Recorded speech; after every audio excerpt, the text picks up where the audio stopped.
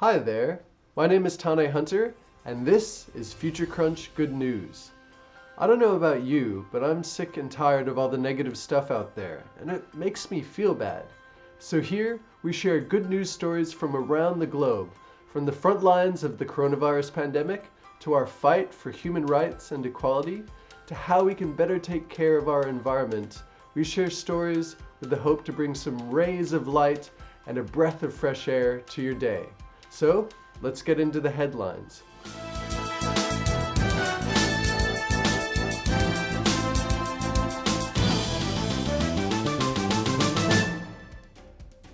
How many times have you heard people say that because we're living longer, we're more likely to experience cognitive decline? Well, that might not be true. The risk of a person developing dementia in the US and Europe is now 13% lower than it was in 2010. Alzheimer's is falling too, by 16% per decade. Researchers think it's down to less smoking, better cardiovascular health, and better education. In the last 18 years, Senegal has cut its rate of stunting prevalence of its youth by half, from 34.4% to 18.8%.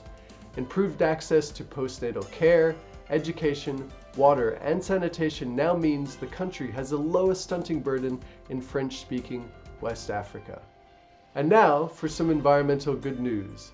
Researchers have shown that noise levels around the world have fallen by 50% in the last 6 months. The quietest planet Earth has ever been since humans developed the technology to listen. They're calling it the anthropause. British retailers have sold 332 million fewer single-use plastic bags in the last financial year compared to the previous. That is a 59% drop in a single year. The average shopper now buys 4 bags compared to a whopping 140 in 2014. A record 26 US states removed 90 dams in 2019, thanks to a growing movement of environmentalists seeking to restore rivers to their natural state. In total, 1,722 dams have been removed across the country since 1912. And as they disappear, the fish are returning in droves. Atlantic salmon, alewives, baby eels, shad, and brook trout are just to name a few. Conservationists are celebrating the 30th anniversary of the reintroduction of red kites to the United Kingdom. In the 1980s, these majestic birds of prey were persecuted to near extinction.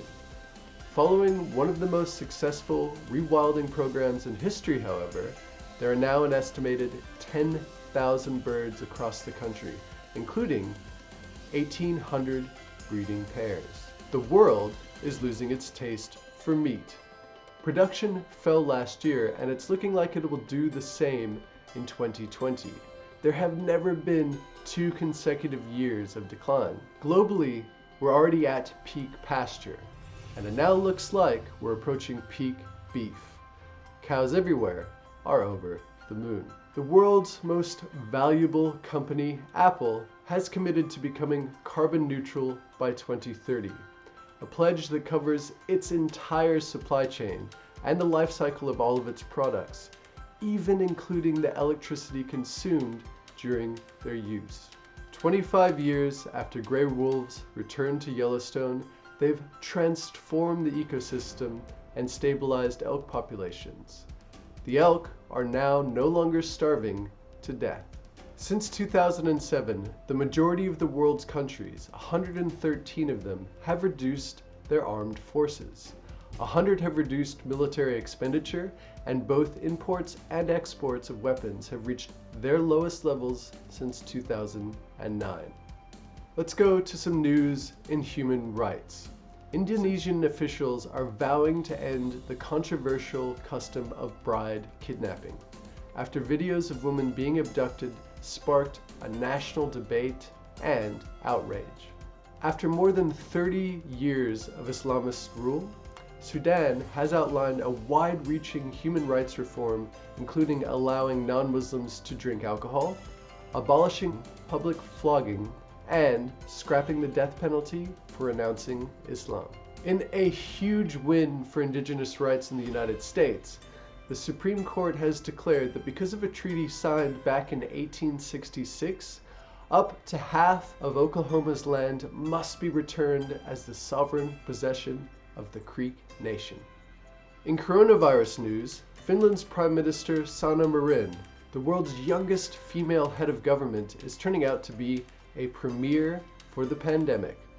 In a recent poll, 85% of Finns supported her handling of the pandemic, a striking level of confidence in these uneasy times. In the UK, over 1 million people have quit smoking since the beginning of the pandemic. More people have quit smoking in the first 5 months of this year than in any year since surveys began in 2007. Bird watching has boomed during the COVID-19 lockdown in Australia, and it's having some unexpected benefits.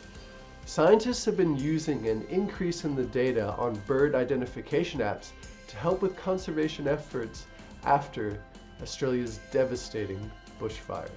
Bill Gates and his foundation have announced they're going to spend $150 million to make a coronavirus vaccine as cheap as $3, with the hope of being able to distribute them to some of the world's poorest people.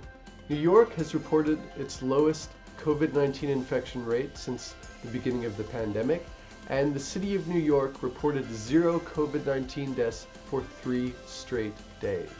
Portugal has reported no coronavirus deaths during a 24-hour period for the first time since mid-March, and the lowest number of new infections in almost 3 months.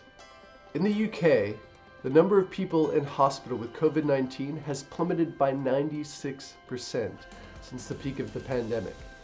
According to the National Health Service, hospital healthcare workers are now treating just 700 patients a day, compared to around 17,000 patients during the peak in mid-April. Around the globe, women leaders are rising to the current health and economic challenges. While women represent just a fraction of the world's leaders, a disproportionate number have tackled the pandemic in a swift and successful manner. For more good news on a daily basis, tune into social media or sign up to our fortnightly newsletter. With much love from Melbourne in lockdown, from FutureCrunch.